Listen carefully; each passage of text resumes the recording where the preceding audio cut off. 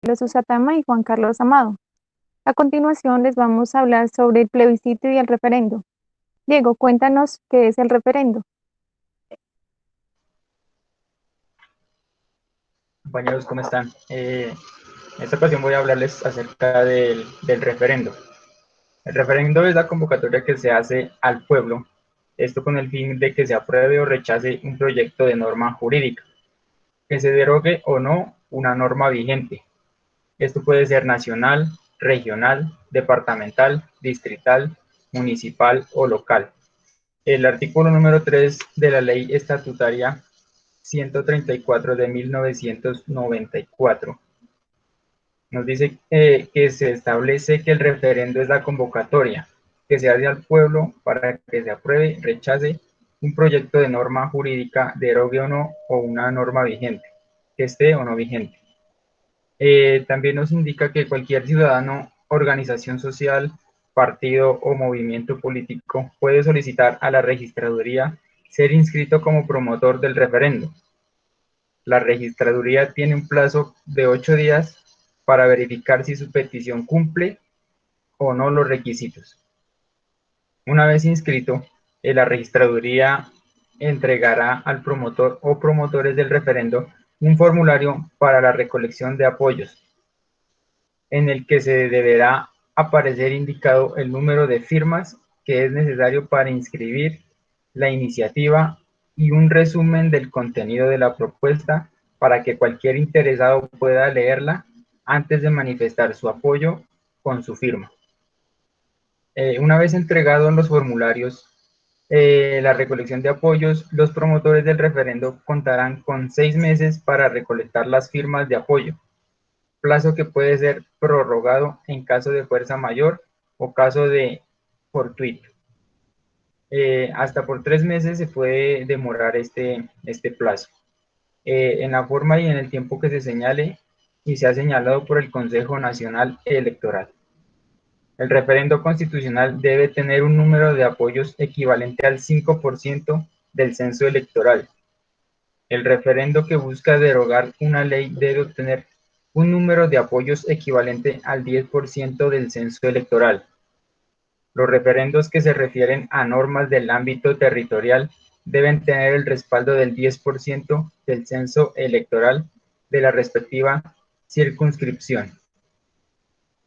El referendo deberá realizarse dentro de los 6 meses siguientes a la presentación de la solicitud. La votación no podrá coincidir con ningún acto electoral ni puede acumularse.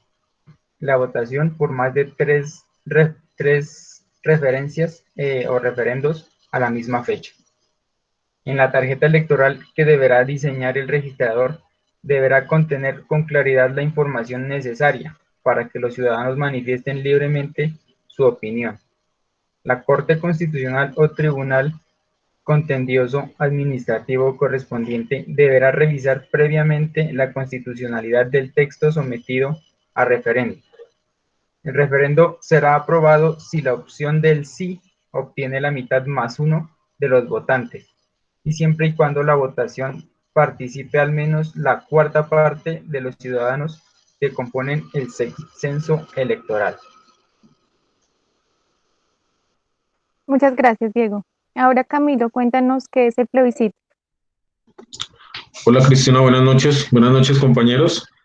Bueno, como primera instancia podemos decir que el plebiscito es un mecanismo de participación ciudadana propio de los regímenes democráticos, aunque en algunos casos puede ejercerse en regímenes no democráticos y que funge como instrumento de consulta directiva a los votantes sobre algún asunto de excepcional importancia en la vida colectiva que por comprometer el destino nacional requiere el expreso consentimiento de los ciudadanos.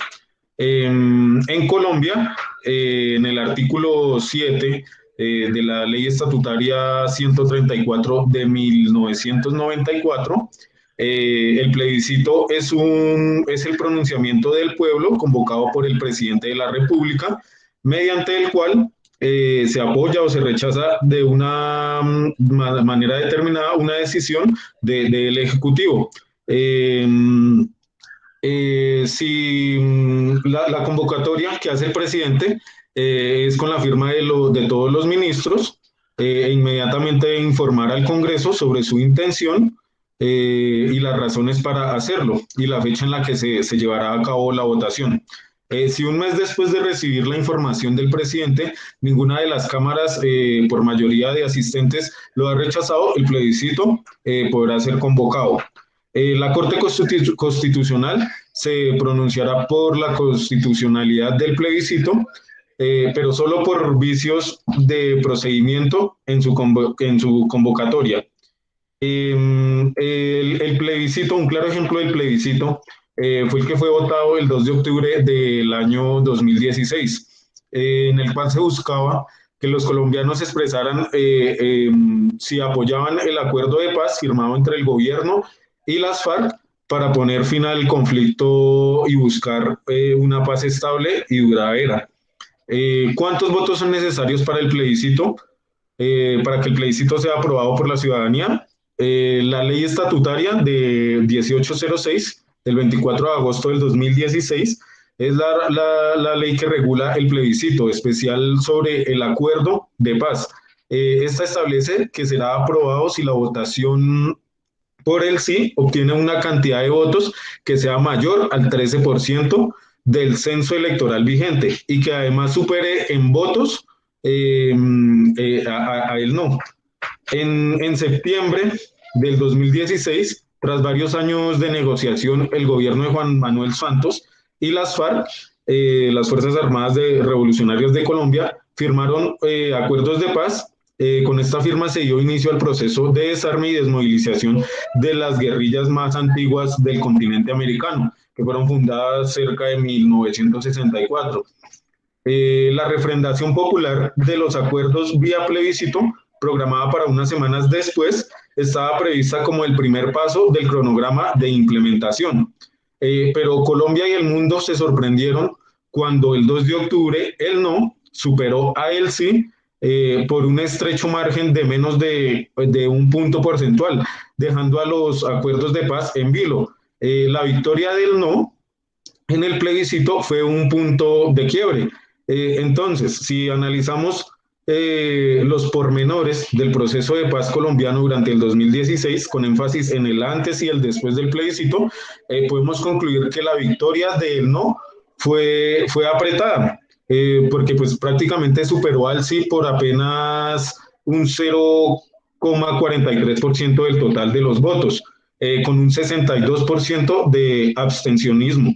En los siguientes días de las semanas del 2 de octubre, diversos analistas colombianos aportaron insumos para empezar a comprender el porqué de estos resultados, los cuales arrojaron como resultado que se puede dividir este análisis de la victoria del no en dos grupos, en los cuales de un lado están quienes hicieron hincapié en factores estructurales como la pobreza, la inequidad, la división urbano-rural y la presencia estatal incidencial del conflicto. Y del otro lado están los analistas que pusieron al acento elementos políticos y de la corte coyuntural como determinantes, por ejemplo, las maquinarias electorales o la importancia del uribismo.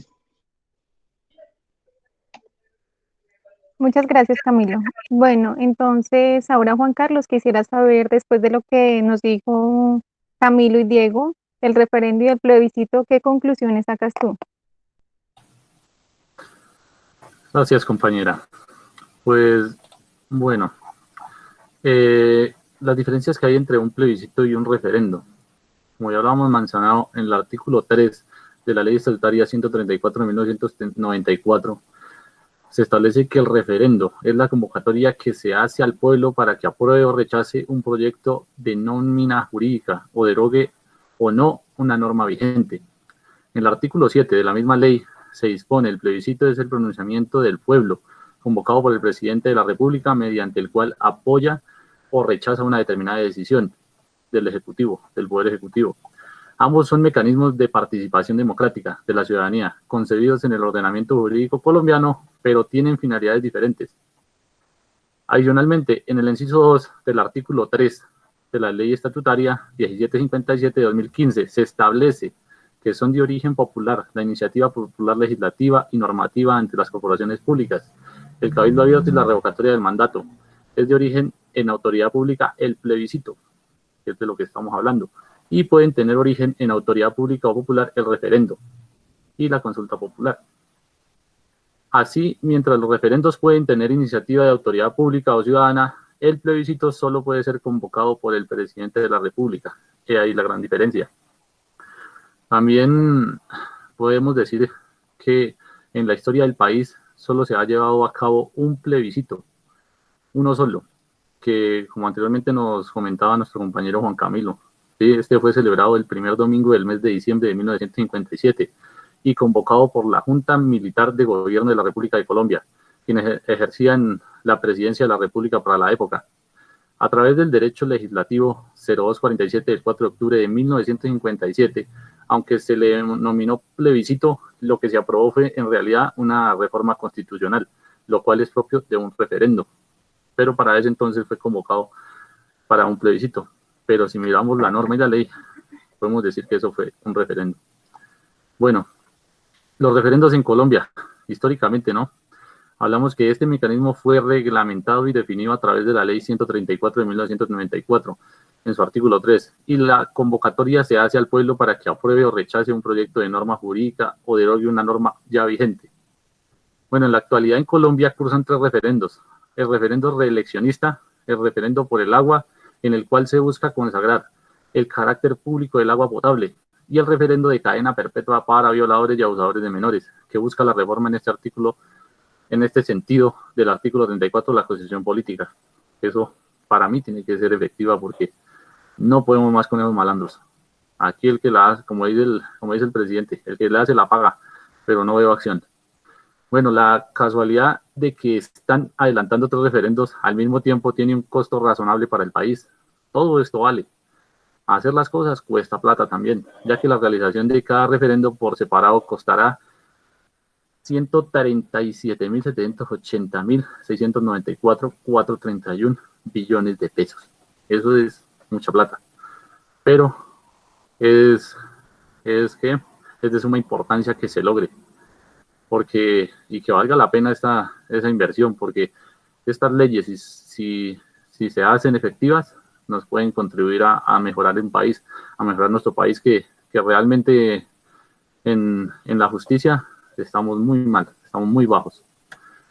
Así podemos concluir estos 2 mecanismos de participación, los cuales son de suma importancia para nosotros los colombianos, y ojalá las personas que están a cargo de dirigir, controlar y de tener las riendas de este país se coloquen a trabajar realmente como deben y cumplir sus obligaciones y sus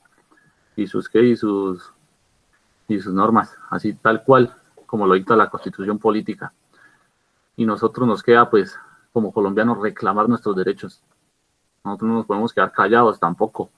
Sí tenemos derecho a la protesta, pero debemos saber cómo fundamentarla, dónde podemos acudir, a quién podemos acudir o a qué normas podemos acudir para que esto se haga, porque no podemos ir por el país fomentando disturbios, fomentando riñas, peleas, ¿sí?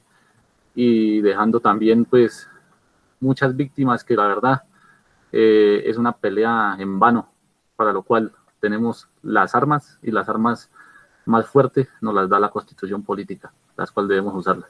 Muchas gracias, compañeros. Muchas gracias, Juan Carlos.